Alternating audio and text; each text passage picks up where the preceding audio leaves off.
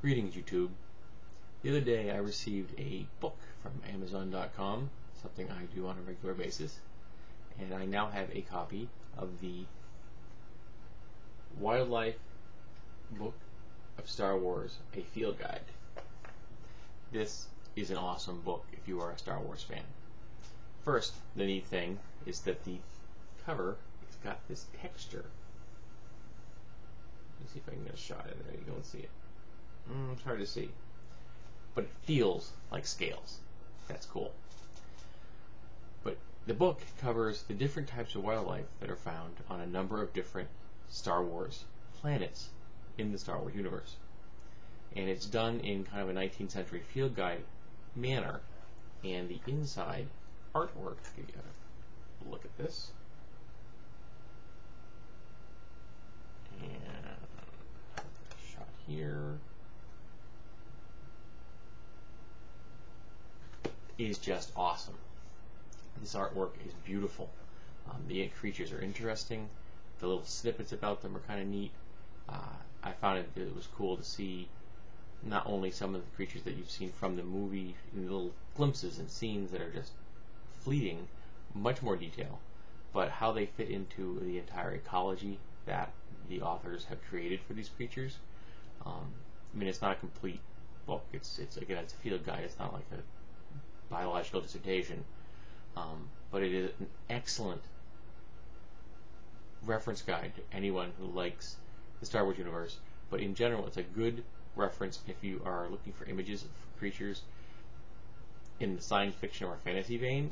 In particular, this would be great if you're a role player and you want an image of a creature that's unusual and you don't have the artistic talent to pull it off.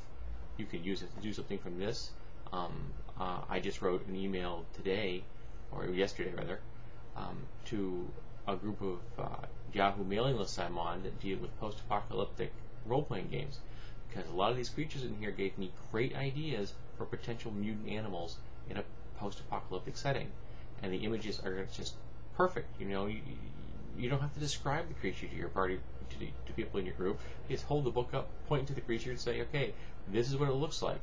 That kind of visual impact really improves a role-playing game, I think. It's better than a description, because if you could describe something to 5 people, each of those 5 people may kind of come up with a completely different image in their skull.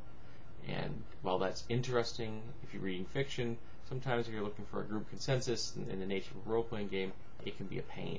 I know that I've used images taken off the internet, just things I've collected over time, as flash card type things in role-playing games, just like bam, and hold an image up to the group, and that kind of visual impact I think is great, and this book is wonderful for that.